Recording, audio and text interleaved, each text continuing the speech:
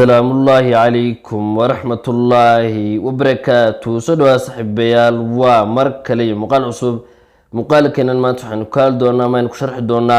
ابلكيشن كان عصوب ايه هودا كسارية تويتر ها وحو هودا كسارية تويتر ابلكيشن كان وحال سميي لبا اسبوع كهر تدويلة تكيتشون ما انتان واستيدي جولاي وحانا لدغي انك بدن 10 مليون اوقف هذا ابلكيشن كان محاول كسابسيي sidoo kale sidee buu hawada uga saaraya Twitter sidoo kale qaabkee ayaa loo isticmaalayaa ayaynu muuqaalkeenan maanta ka hadli doonaa haddaba ugu horreyn aynu guda galno muuqaalka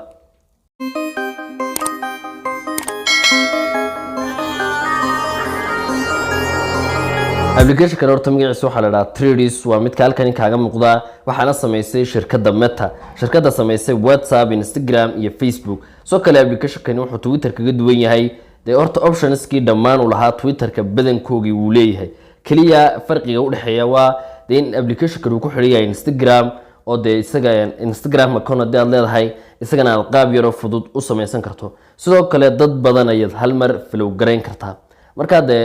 waxyaabahaas buu kaga duwan yahay inta kale waa siin sidoo kale de sida uu ku socdo waa application ki ugu dhaqsaha badnaa ee dad inta la diga marka hore Play Store kaga waa soo furan doontaa si aad ula degto waxaad ku qori doontaa Threads waa kan Threads and Instagram haddaan meeshan ka aragnaba waxaa la degay 10 milyan in ka badan soo kale hadaynu aboutkiisa sii galno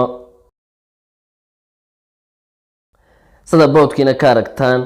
hadaynu hoos u soo wadno waxaa la soo daayay 7 June waxaa la update garay 4 July maantana waa 8 July yani in 10 milyan oo qof application saa dhaqsaha badan lagu la degaan waxa jiiba marka hore sadaba la soo degtid open baaran doontaan buu soo furan doontaa qaabkan ku soo furmo si automatically meesha wuxuu ka soo tusi doonaa Instagram account-kaada hadaad leedahay deena dhowr Instagram account marka hore waa muhiimad waa qasab inaad soo geliso Instagram-ka doonaysid inaad Threads-ka ku samaysato login with Instagram baaran doontaa haddaan Instagram account lahayn waa inaad marka hore la soo degtaa Instagram account aad samaysataa kadibna sida de ku sameeysa approve wuxuu de notification book kugu soo diri doonaa Instagram account-kaaga kadib waa kan kashfa official wuxuu leeyahay de waxa galaya meeshaas laga galaya kadib approve baan oran doonaa waa hadii two step verification ku xidhay adiga la de save tweet kaliya already de ku galmi doona approve request baan oran doontaa kadib save tweet kaliya readskaas si toos u galmi doona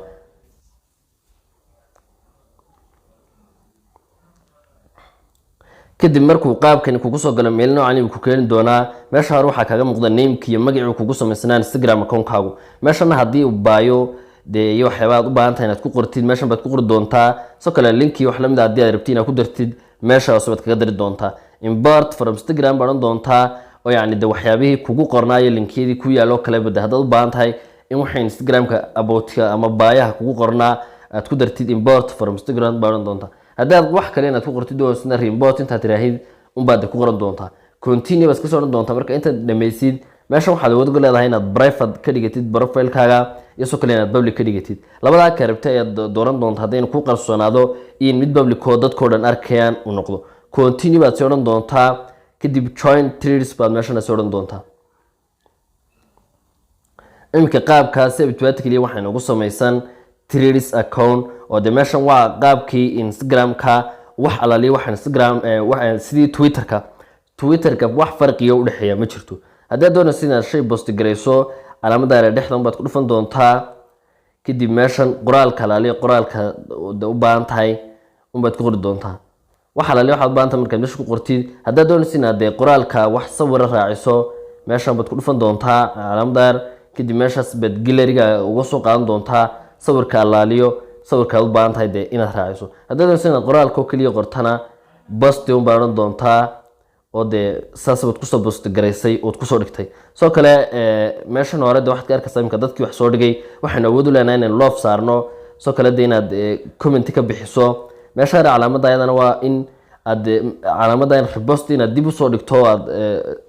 ka soo muuqdo profile-kaaga quite-na waa in aad falcelin ka soo bixiso sidii de Twitter-ka kale soo kale waxaad awood u leedahay inaad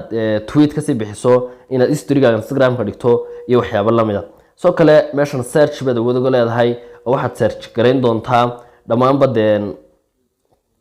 dhammaanba waxaad search garayn kartaa dee dadka application kan leh oo magacaad ku qortid uu ku soo saari doonaa. waxyaabaha kale uu settingskiisa muhiimka ayaa isagana waxaa ka mid ah haddaad calaamad yar tagtid meeshan privacyskiisa waxaad ka arki karaysaa waxaad awood uga leedahay inaad private geliso. soo kale mentionskii ayaa kusoo mention garayn kara dee waa in dadka kusoo mention garayn kara everyone baa qof walba mise waa dadka kusoo follow gareeyay mise cidna wax mention kuma soo samayn karto meeshaas sibaad cidna kasoo dooran kartaa. soo kale mutekii iyaguna waxyaabaad mute garaysay dee hidden wordski waxyaabaad qarisay profiles you follow profiledaad follow garaysay blocked guwaad block garaysay meeshana waxyaabahaasoo dhan baad awood uga leedahay. soo kale waxaad awood u leedahay postigaa soo dhigtay in hal posti oo keliya aad leegtiisa qariso aanay dadkoo dhan arkin leegtiisa. sidaad u qariso 3 dhibcood baad taaban doontaa kadib hide like count baa odhan doontaa. haddaad rabto in account-koo dhan aad qariso leegtiisa oo posti kastoo soo dhigto sababtooad keliya uu leegtiisa isku qariyo calaamada yare xaggaa taalan baad ku dhufan doontaa meeshan hide likes baad ku dhufan doontaa kadib hide likes baa odhan doontaa. sida si abituaad keliya dhammaanba dee likeska aad soo dhigto applicationka Threadskaaga cid arki kartaa ma jirto oo dee haddaad one postina waad qarin kartaa sidoo kale dhammaanba waad qarin kartaa. sidoo kale Threads dee inaad leedahay isagana waxyaabaha dee Instagramka wuxuu kasoo muuqan doonaa markaad application ka samaysatid meesha yar halkaa calaamada yar ayaad ka arki doontaa. haddaad imika hide ka tiraahdo meesha ka qarisid mar dambe dee kama arki doontid. soo kale akoonada kale Threadska iyagana leh meesha yar buu uga soo muuqan doonaa numberka uu leeyahay yani Threadskoogaasi.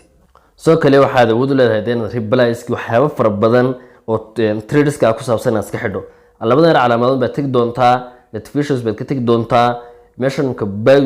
bows all haddaad tirahay dee dhammaantood u space garin doonaa. Threads and replies meesha aad ku dhufato meeshan waa likeskooda hore waan usoo aragnay waad ka xidhan kartaa.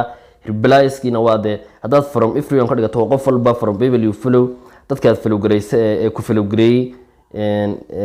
offna waad iska xidhaysaa. mentionskiina waa la mid. soo kale reposteski waxyaabaha dib loo soo dhigay dee qoraalada cid dib soo dhigi kartiya sawirada iyo waxyaabaha soo dhigto quieteska dhammaan badda waxyaabahan oo dhan awood baad uga leedahay 3 option baad kala dooran doontaa. qof walba uu samayn karaa waxa samayn kara kaliya dadkan follow gareeyay off oo cidna ma samayn karta dee inta option ba awood baad u leedahay inaad iska xidho. runtii application waa application aad u cajiiba oo aan waxba kaga duwaneyn applicationka Twitterka